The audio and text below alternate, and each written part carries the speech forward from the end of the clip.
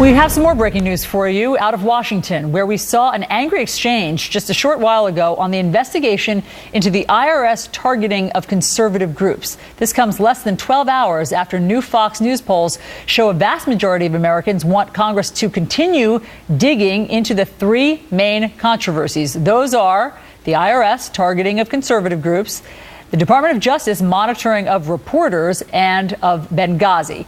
When asked directly, do you trust the government, most of those asked did not have much confidence, 41%, with 22% saying they do not trust the federal government at all.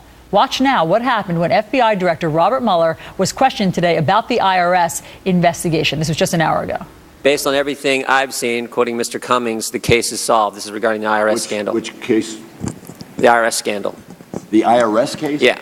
You know, the IRS case is currently under investigation, and basically it's just started. Yeah. What can you tell us? I mean, you started a month ago. What can you tell us about this? Have you found have you found the now infamous two rogue agents? Have you discovered who those people are? Needless to say, because it's under investigation, I can't give out any of the details. Can you tell me some basics? Can you tell me how many agents, investigators you've assigned to the case? May be able to do that, but I'd have to get back to you. Can you tell me who the lead investigator is? Off the top of my head, no. This is the most important issue in front of the country the last 6 weeks. You don't know who's heading up the case? Who the lead investigator is? At this juncture, no, I do not know who the... Can you get that information to us? We'd like to know. We'd like to know how many people you've assigned to look into this situation. I have not had a recent briefing on it. I had a briefing on it when we first initiated it, but I have not had a recent briefing as to where we are. So you don't know who's leading the case? I do not know who is the lead agent. Do you know if you've talked to any of the victims? Have you talked to any of the groups who were targeted by their government? Have you met with any of the Tea Party folks since May 14th, 2013? I don't know what the status of the interviews are by the team that's on it. Would you expect that that's been done?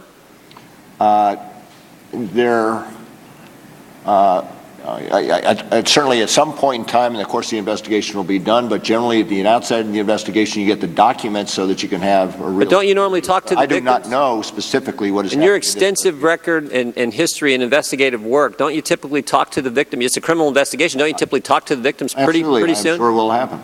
So did the FBI contact any of these same victims? Were they contacted by the FBI prior to the investigation when these same groups were applying for tax-exempt status? Did the FBI pay some of these individuals a visit? I do not know. Pardon? I do not know. You don't know? I do not know. Some of them testified that they were paid a visit by the FBI. Specifically, Catherine Engelbrecht in Texas said she was visited by the FBI. She was head of True the Vote. Is that true or not? Do not know. You do not know. Okay.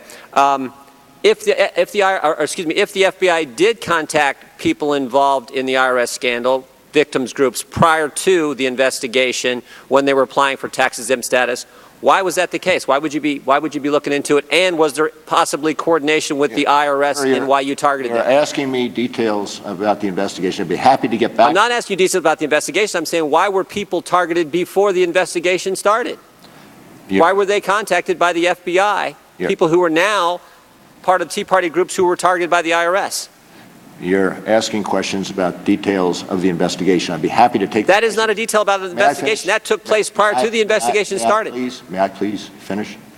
You're asking detailed questions about the investigation. I'd be happy to get back to you and answer those questions that I can, understanding. I'm asking basic questions about the investigation, like who's heading it up, and you can't tell me that.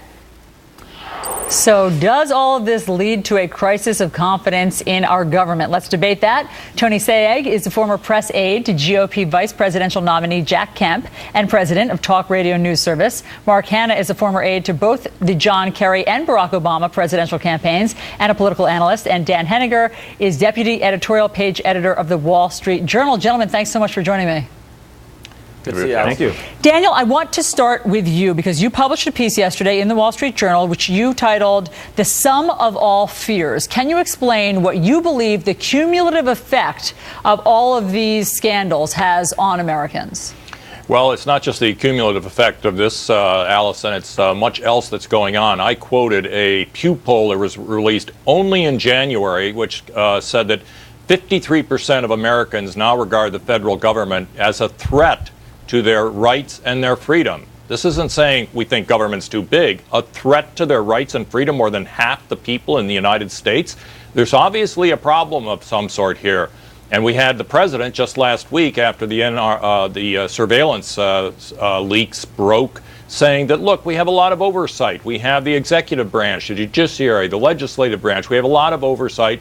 And if these people can't be trusted, then to quote him, we have some problems here. Well, we have some problems here because the IRS scandal makes it clear that the government was leaning on people who were merely organizing to commit politics. And I thought Director Mueller's answers there were pretty astounding and troubling, that now we've got the director of the FBI saying he doesn't know what's going on. And just a week or so ago, we had the former head of the IRS saying he had no idea of what was going on in Cincinnati. Why wouldn't people be distrustful of a government that talks like that? Mark, I want to bring you in because you're a Democrat. Obviously, you've had your finger on the pulse of various Democratic important campaigns, including Barack Obama's. Do you think that Democrats are okay with the direction that the country is going in? I think Democrats and Republicans both have trouble with the federal government, and I think Dan's editorial and reporting is important here. But it's also important to distinguish when he talks about losing faith in the federal government. The federal government is comprised of both the executive branch, obviously, Barack Obama and his administration, and Congress. And so what you see here is the president's approval rating is actually holding steady right around 50%, while congressional Republicans have an approval rating somewhere down, like 1 in 4 Americans approves the job they're doing. Now, I happen to think that the Oversight Committee has a very important task ahead of it to investigate any appearance of impropriety, especially with the IRS situation. But the problem that Democrats like me have, and the reason we lose faith in the federal government, is when we see Darrell Issa, the chairman of the House Oversight Committee, making these broad accusations, hurling these accusations against the administration, and then weeks later not being able to come forward with any evidence that links what happened in the IRS to anybody in the administration itself. Even a conservative Republican that worked in the IRS Cincinnati office told Representative Cummings, the person that the congressional that representative was quoting, told him that there was no link. A conservative Republican said there was no link with the IRS in Washington, Mark, or anybody in the Obama as I think you know, the investigation is ongoing. They are still trying to figure out who gave the order. And part of the crisis in confidence is that there doesn't seem to be any accountability. People aren't held responsible. Nobody has yet been fired with the IRS. I want to bring in Tony. What do you make of whether or not there's a crisis, a real crisis of confidence in this, or is it sometimes too much for all of us to keep all of this in our heads? And so Americans just sort of have to go back to their household, their own household economy and their own to-do list. Well, I'm sure Americans would rather focus on other things. But again, there is a cumulative effect here, and it's the weight of all this dysfunction happening at once. And I think it's very astounding. I think that word was used very appropriately by Dan Henniger earlier about Mr. Mueller's testimony, and that goes to not only a crisis in confidence when you have 63% of Americans saying they have little or no confidence and trust in their government. That goes to credibility of the Obama administration officials. You had Eric Holder.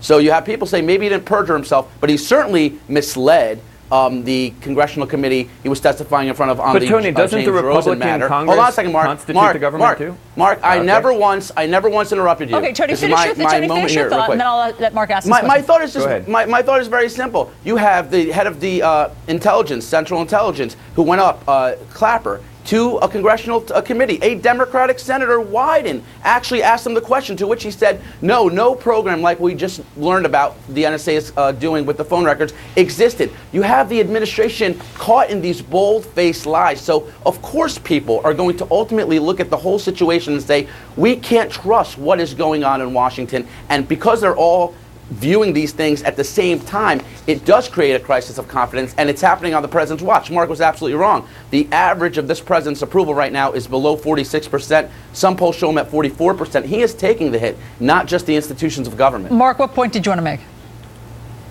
The point I wanted to make was that, we have the Oversight Committee, but there's no oversight right now of the Oversight Committee, so that when some body of Congress has an important task like, keeping an eye on the federal government, on the executive branch, and then loses confidence because it's seen by many Americans as politically motivated, that goes to the heart of confidence in the government. And I do agree with something Tony said, that both Democrats and Republicans are losing faith, but some of that has to do with the fact that we just don't know what happened in this NSA leak case, and some of that is going to come out in the weeks and months ahead, and that will ultimately help us restore government or faith in the government. Dan, I want to tell you, we found a Pew Research Center poll that showed something fascinating. They looked back at 1958. They went all the way back from today to 1958 about the confidence in government. And in 1960, or mid-60s, I think 1965, it showed that 73% of Americans had confidence in their government. Today, that exact same number, 73%, have distrust in their government. So it went from trust to distrust. Is there any way to turn this around, or have we all just become permanently jaded? Well, those were simpler times, to be sure, Allison, and I think it's going to be difficult to turn it around. I think the person with the biggest problem is probably Barack Obama, and I don't so much mean the scandals as his agenda. Barack Obama has been giving speeches for 4 years about how he wanted the government to do a lot of things to make our lives better, in effect making government bigger. I think the problem he's running into here, Allison, and is suggested by this NSA surveillance scandal, there's a lot of anxiety in the country, not only about the size of government, the regulatory state, but about things like digital surveillance, the fact that, you know, our smartphones and our PCs can be monitored by marketers who will then push advertising at us. And I think the American public is rightly stepping back and saying we have to draw some lines here, or we want to know what we're getting into. And when President Obama keeps saying, trust me, the government can get bigger, it will only do good things, they're saying we have some real doubts about that. Yeah, clearly something needs to change for the American public to feel better about the direction. Dan Henniger, Mark Hanna, Tony Saig, thanks so much for debating it. Thank you, Allison. Thank you.